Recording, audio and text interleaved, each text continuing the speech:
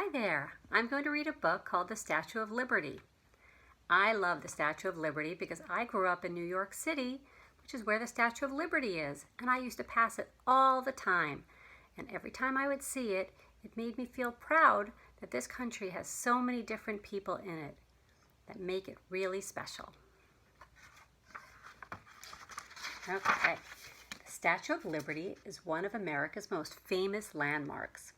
But in 1865, more than 150 years ago, the statue was nothing more than an idea.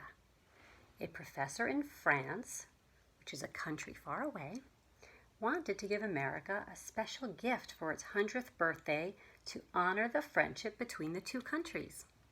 He pictured a giant statue, a symbol of liberty.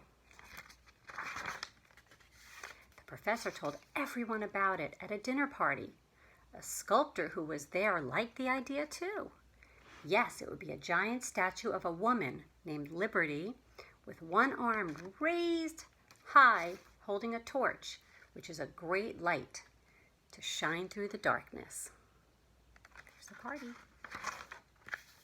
The Statue of Liberty would be tall, 151 feet tall. Wow, that's really high. It would be made of copper. Copper was light and it was cheaper than other metals. Plus, copper was easy to shape. But what would hold the statue up on the inside? The sculptor didn't know. He'd have to figure that out later. With copper, the sculptor could also create the Statue of Liberty in pieces, and the pieces would fit together like a puzzle. Wow. He was a really smart man.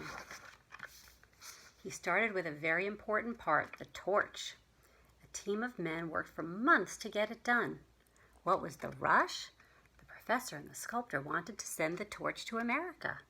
The whole statue wouldn't be done for America's 100th birthday, but they wanted one part to be done, and they wanted that to be the torch. Okay, so there they are working, and there you can see is the torch. They're putting it together. In August 1876, the torch was shown at the Centennial Exhibition in Philadelphia. It was a hit. Everyone loved it. After the fair, the torch stayed in America for 6 years. It stayed in a New York City park until the rest of the statue was finished.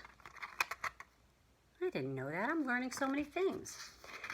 Back in Paris, that's part of France, the capital of France, the sculptor worked on the statue's head. When it was done, people paid to go inside. They climbed stairs to look out the windows in Liberty's crown. With this and other money-making ideas, the professor raised enough money to complete the statue. Remember, he said he had to make it in pieces. So there's the torch was in the United States, and the head was in France. But what would hold the statue up? They still had to figure that out. Finally, the sculptor found an engineer to solve the problem. He turned out to be a good choice because he went on to build the Eiffel Tower, which is a special building in France. They're figuring out how they can make it work. For the Statue of Liberty, the engineer made a framework of iron beams and bars. The framework was strong but not stiff. It would flex in high winds as well as hot and cold weather. The Statue of Liberty was finished in 1884 and was displayed in Paris for more than 1 year. Then it was shipped in pieces to America. So here's the framework that holds it up inside.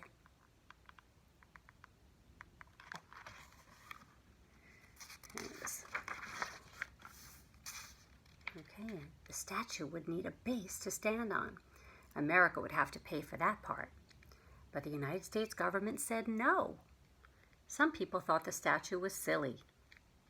Luckily, the owner of a New York newspaper stepped up. He asked his readers to give money for the base. He promised to print in his newspaper the names of everyone who sent money, and no amount was too little. School children sent their pennies. Soldiers and factory workers and farmers and doctors gave money too. More than 100,000 people helped. 21 years after that professor's party in France, the Statue of Liberty stood complete on an island in New York Harbor, ready for another celebration. A huge French flag covered the face. The sculptor pulled a cord and the flag dropped away. Whistles blew and people cheered. The Statue of Liberty was home. Back then, the statue was the color of a copper penny. But as the years went by, the weather turned the copper green, and that's why the Statue of Liberty is green today. Lines from a poem about freedom were added to the statue in 1903. These are very famous, this poem. Give me your tired, your poor, your huddled masses yearning to breathe free. The statue changed in another way, too. Over time, it became a powerful symbol. Millions of people from other countries came to New York by ship, seeking better lives in the United States. Some had left their homes because of war. Some had left because they felt unsafe. Others wanted freedom. Once they arrived in America, they became workers, business owners, and inventors, and they helped make America a special place with so many different people. Lady Liberty greeted them all.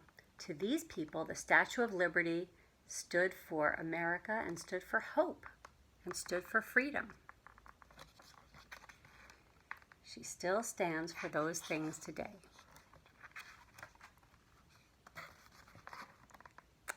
There's the pictures.